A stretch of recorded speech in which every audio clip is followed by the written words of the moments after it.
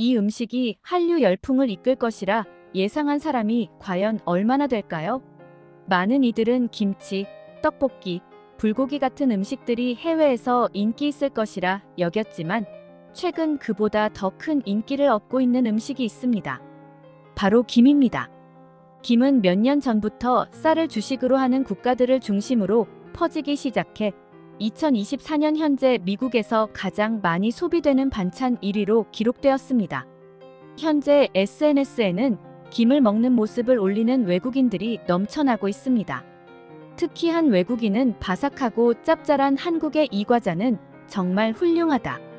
아주 작고 얇은데도 존재감이 커서 어떤 요리에도 고급진 풍미를 낸다고 평가했습니다. 해외에서는 김을 바다의 잡초라 불리는 시위드로 칭하지만 한국에서는 김이 대단한 명성을 얻고 있습니다. 삼국시대부터 한국인들이 김을 먹었다는 기록이 삼국유사에 처음 나타나며 고려시대에 편찬된 문헌에서도 김에 대한 언급을 볼 수 있습니다. 명나라 때 편찬된 본초안목에 따르면 신라인들이 바다에서 김을 채취하여 먹었다고 전해집니다. 현재 김을 상업적으로 생산하는 국가는 한국, 중국, 일본 등 세 나라뿐이지만 생산량 1위는 중국입니다. 하지만 해외 소비자들은 중국의 김이 한국산 김과 맛이 다르다는 이유로 한국산 김만을 선호하고 있습니다. 김이 어느 나라의 음식인지는 불문하고 세계화된 한국의 김이 인기를 얻고 있다는 것은 분명합니다. 외국인들이 김의 매력을 제대로 알아버린 셈입니다. 어떻게 그 차이를 한눈에 느낀 것일까요? 외국인들의 예리한 감각에 놀라울 따름입니다. 중국산 김과 한국산 김의 차이를 단번에 알아챈 이들은 특히 김 생산 과정에서 발생하는 차이에 주목했습니다. 중국산 김은 파래나 매생이 같은 해조류들이 함께 자라면서 깨끗하게 하기 위해 염산을 사용하는 경우가 있어 식용에 적합하지 않을 정도로 위험한 김이 유통된 적이 있습니다. 그 결과 국제사회에서는 중국산 김을 기피하면서 생산량 1위인 중국이지만 수출량 1위는 대한민국이 되었습니다. 2024년이 아직 절반도 지나지 않았지만 한국의 김 수출 수익은 이미 1조 원에 달하는 것으로 추정됩니다. 말 그대로 김의 전성시대가 도래한 셈이죠.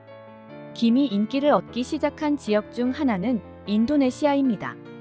인도네시아의 음식은 한국 음식과 유사한 점이 많습니다. 매운 음식이 흔하며 짭조름한 맛의 음식과 밥을 매우 선호하는 문화가 있습니다. 또한 인도네시아는 대표적인 친한 국가로 한국에서 온 것은 무엇이든 좋다고 평가할 정도였습니다. 이러한 이유로 인도네시아 사람들은 일찍이 한국의 김에 주목해 다양한 음식을 만들었습니다.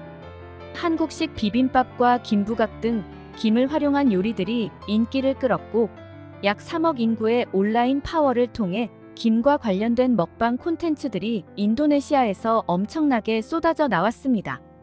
이러한 영상들이 미국에까지 전해지면서 미국인들 사이에서도 김을 맛보려는 이들이 늘어나 김은 세계적으로 호불호가 거의 없는 간식으로 알려지게 되었습니다. 특히 미국의 유명한 한국계 틱토커 사라가 올린 김밥 영상은 미국에서 1천만 조회수를 돌파하며 김의 인기를 끌어올렸습니다. 이제 전 세계적으로 김이 한국 음식이라는 인식이 퍼지고 있으며 김밥이라는 단어가 유명해짐에 따라 외국인들은 자연스럽게 김과 밥의 뜻을 알게 되었고 실제로 밥이라는 한국어 단어를 사용하는 사례도 생겨났습니다. 한국 음식의 인기가 높아지면 항상 분노하는 나라가 있습니다. 바로 중국입니다.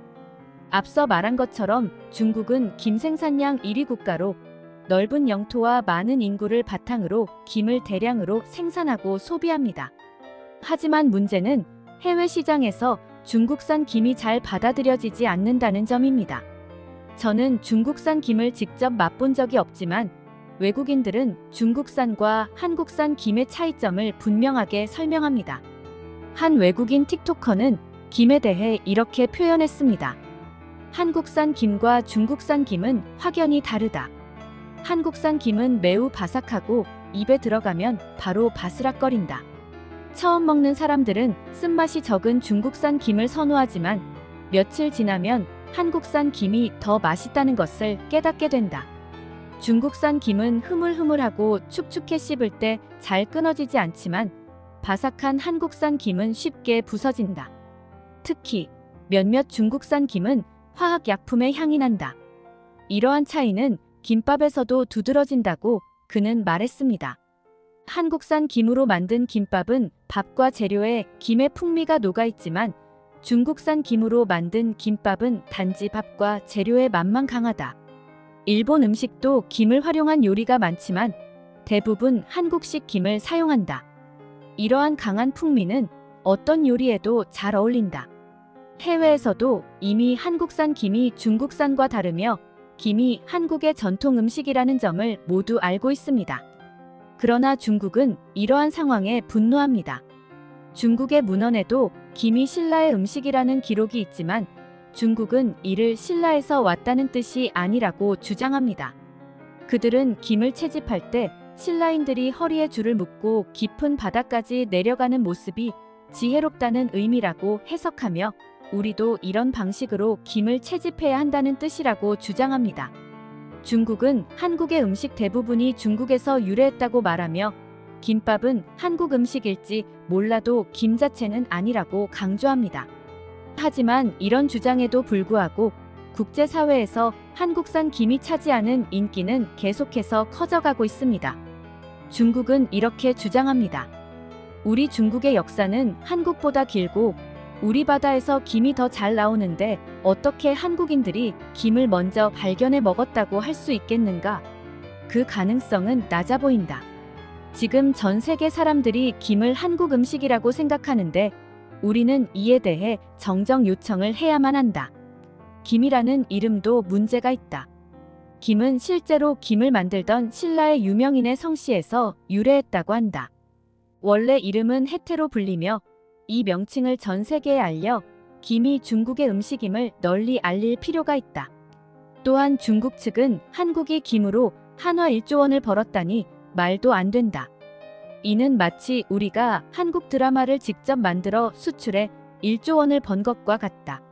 한국인들은 왜 늘 중국이 모든 것을 훔쳐갔다고 소란을 피우면서 자기들은 우리의 혜태를 빼앗아가는가? 바다의 잡초를 처음 먹은 나라는 중국이라는 사실을 잊지 말라. 고 주장했습니다. 그러나 이러한 주장에 대해 외국인들은 별다른 신경을 쓰지 않는 듯합니다.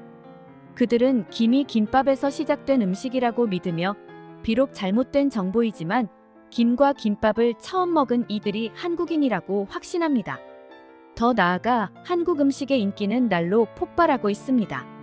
한국 음식의 인기가 올라갈수록 중국의 불만도 커지지만 이러한 갈등 속에서도 한국 음식은 더욱 사랑받고 있습니다. 한국 음식의 인기가 계속해서 커져 세계를 놀라게 하길 바랍니다.